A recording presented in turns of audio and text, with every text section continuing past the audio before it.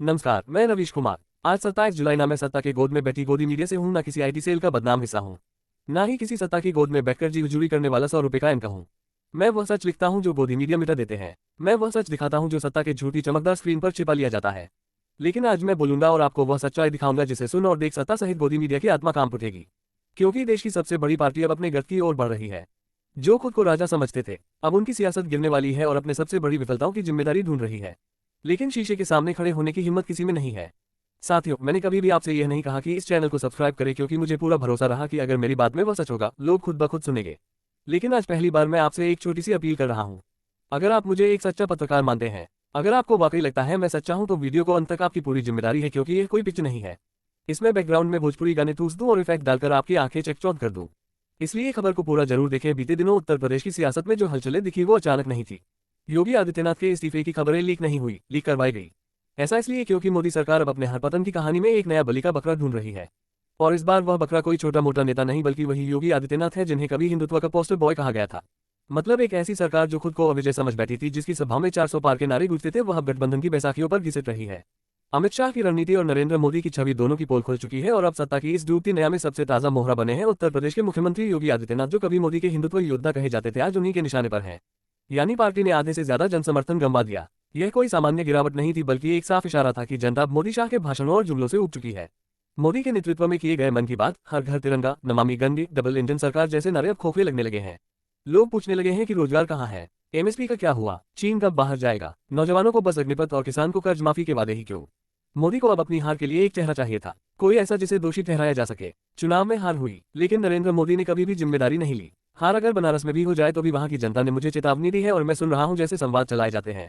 लेकिन यूपी में हार हो गई तो योगी को कटघरे में खड़ा कर दिया गया। ये वही यूपी है जिसे हिंदू हृदय सम्राट के रूप में प्रचारित किया गया था, जहां के बुलडोजर मॉडल को भाजपा की नई पहचान कहा गया था। और जब वही मॉडल भाजपा को ले डूबा तो दिल्ली वालों ने अपने हाथ झाड़ लिए।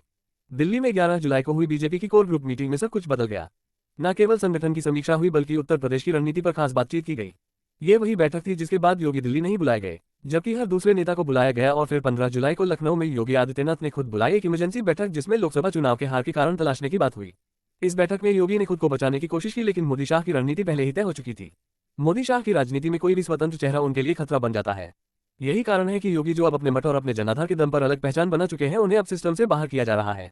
न केवल पार्टी के अंदर से विरोधी सुर उभरे, बल्कि मीडिया में जानबूझकर ऐसे नैरेटिव्स फैलाए गए कि योगी नाराज है, योगी हट सकते हैं, उत्तर प्रदेश में बदलाव संभव है। ये सब वही स्क्रिप्ट है जो बीजेपी हर बार दोहराती है जब उसे किसी नेता को किनारे करना होता है। अब नई चाल ये चली गई कि योगी सरकार में ओबीसी वर्ग की अनदेखी हुई। अमित शाह ने बयान दिया कि ओबीसी को पर्याप्त प्रतिनिधित्व नहीं मिला, इसलिए जनता ने नकारा। खेल ठाकुर बनाम पिछड़ा हो गया है। ये वही रणनीति है जिससे भाजपा ने बिहार और कर्नाटक में नुकसान उठाया। अब उसे यूपी में लागू करने की तैयारी है और जो सबसे बड़ा चेहरा ठहराया जा रहा है वह है योगी आदित्यनाथ। ये भी गौर करने लायक है कि हाल के दिनों में यूपी सरकार के कुछ फैसले मोदी सरकार के खिलाफ दिखे। चाहे वह पुलिस भर्ती की प्रक्रिया हो, चाहे लव जिहाद जैसे मामलों में केंद्र से अलग सुर, या चाहे अयोध्या में मंदिर उद्घाटन के बाद की गतिविधियां, योगी का रुख कई बार दिल्ली के एजेंडे से अलग रहा और यही बात मोदी शाह को अखरने लगी। भाजपा अब योगी को हटाने के लिए एक स्वाभाविक कारण बना रही है।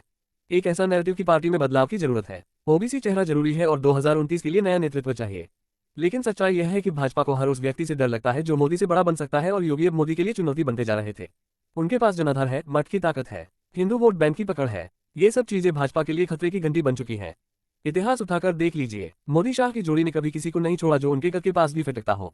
आडवाणी, जोशी, सुषमा, वेंकैया नायडू, रमन सिंह, शिवराज चौहान, सबको या तो किनारे किया गया या मजबूरी में इस्तीफा दिलवाया गया। अब वही कहानी योगी के साथ दोहराई जा रही है। योगी के इस्तीफे की चर्चा कोई अफवाह नहीं, बल्कि एक प्रायोजित रणनीति है, ताकि भाजपा अपने भीतर की गड़बड़ियों का ठीकरा किसी एक सिर पर फोड़ सके, ताकि मोदी शाह 2029 तक अपनी पकड़ बनाए रख सके। लेकिन सवाल यह है कि क्या जनता फिर से वही स्क्रिप्ट देखेगी।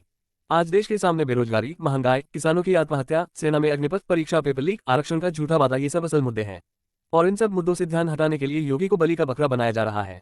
भाजपा को ये समझ आ गया है कि 2024 में जनता ने सिर्फ संकेत दिया है, लेकिन 2029 में फैसला करेगी। और फैसला क्या होगा? एक ऐसी सत्ता का अंत जिसे अहंकार ने अंधा कर दिया। एक ऐसी सरकार का अंत जो हर सवाल पर या तो चुप्पी साध लेती है या फिर टूलकिट कहकर जनता की आवाज को दबा देती है। एक ऐसी सरकार जो हर आलोचक को देशद्रोही बताती है, लेकिन खुद हर मोर्चे पर विफल रही है। यूपी की हार सिर्फ योगी की विफलता नहीं है, बल्कि मोदी शाह की उस नीति की हार है जो हर राज्य को चुनावी लेबोरेटरी समझती है, हर नेता को केवल मोहरा मानती है और हर मतदाता को सिर्फ एक आंकड़ा। आज जब वही मतदाता सवाल पूछ रहा है तो जवाब में बीजेपी ने फिर से वही पुराना तरीका अपनाया है, किसी एक को बलि का बकरा बनाओ और खुद को मासूम बताओ।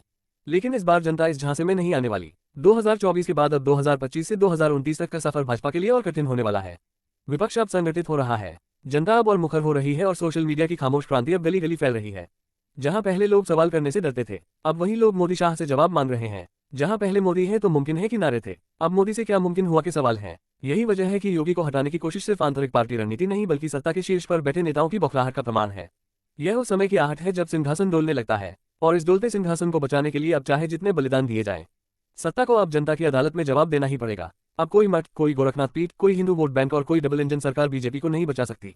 ये वही जनता है जिसने पहले इंदिरा गांधी को हटाया, फिर अटल बिहारी वाजपेयी को और अब नरेंद्र मोदी की बारी है। इतिहास दोहराता है और ये दोहराव अब 2029 नहीं बल्कि शायद उससे पहले ही हो जाएगा। क्योंकि जब सत्ता का अहंकार अपने चरम पर होता है तब जनता का सब्र भी अपनी सीमा पार कर चुका होता है। अब जनता सिर्फ योगी के इस्तीफे को नहीं देख रही बल्कि उस पूरी मशीनरी को गिरता देख रही है जो 10 साल तक झूठे वादों पर टिकी रही और उस मशीनरी के सबसे ऊपर बैठे हैं नरेंद्र मोदी। ये कहानी अब केवल योगी की नहीं बल्कि भाजपा की अंतिम पटकथा बन चुकी है और यह पटकथा बदलेगी जनता के हाथों, और जब ये जनता बदलेगी तब इतिहास खुद कहेगा ये अंत की शुरुआत थी। तो दोस्तों, अब आप खुद सोचिए, क्या ये वही मोदी है जो 2014 में मैं चौकीदार हूं कहकर सत्ता में आए थे? जो पढ़ा लिखा है वो भी, जो अनपढ़ है वो भी, जो पुरुष है वो भी, जो महिला है वो भी, क्या ये वही प्रधानमंत्री है जो हर मन से दावा करते थे कि भ्रष्टाचार मिटा देंगे, विकास की गंगा बहा देंगे? और क्या ये वही अमित शाह है जिन्हें चुनावी चाणक्य कहा जाता था? आज वही चाणक्य उत्तर प्रदेश में अपनी बिसात हार चुके हैं। वही प्रधानमंत्री अब योगी आदित्यनाथ को बलि का बकरा बना रहे हैं। वही लोग जो खुद को राष्ट्र का भाग्य विधाता मानते थे, आज एक राज्य की हार को ढकने के लिए अपने ही मुख्यमंत्री को कटघरे में खड़ा कर रहे हैं। लेकिन जनता अब समझ चुकी है, ये पूरी पार्टी एक आदमी के इर्द गिर्द घूमती है, और जब वह आदमी हारता है तो पूरा संगठन उसकी चापलूसी में लग जाता है। आज अगर मोदी के नेतृत्व में भाजपा हार रही है तो उसकी वजह मोदी है, योगी नहीं, शिवराज नहीं, रमन सिंह नहीं। लेकिन देश में ऐसा कोई दूसरा नेता नहीं बचा जो मोदी को आईना दिखा सके, और जो थोड़े बहुत थे वह जैसे योगी उन्हें भी अब राजनीतिक गुपचुप तरीके से किनारे लगाया जा रहा है। यही तो है न्यू इंडिया का नया लोकतंत्र, जहां विरोध का मतलब है विदाई। जरा सोचिए, जिस यूपी मॉडल को भाजपा ने पूरे देश में प्रचारित किया उसी मॉडल को अब असफल करार दिया जा रहा है। बुलडोजर बाबा अब बकरे की तरह पेश किए जा रहे हैं। कभी जिनके दम पर राम मंदिर की राजनीति चमकाई गई, आज वही राम भक्त नेता पार्टी की राजनीति में अपवित्र साबित कर दिए जा रहे हैं।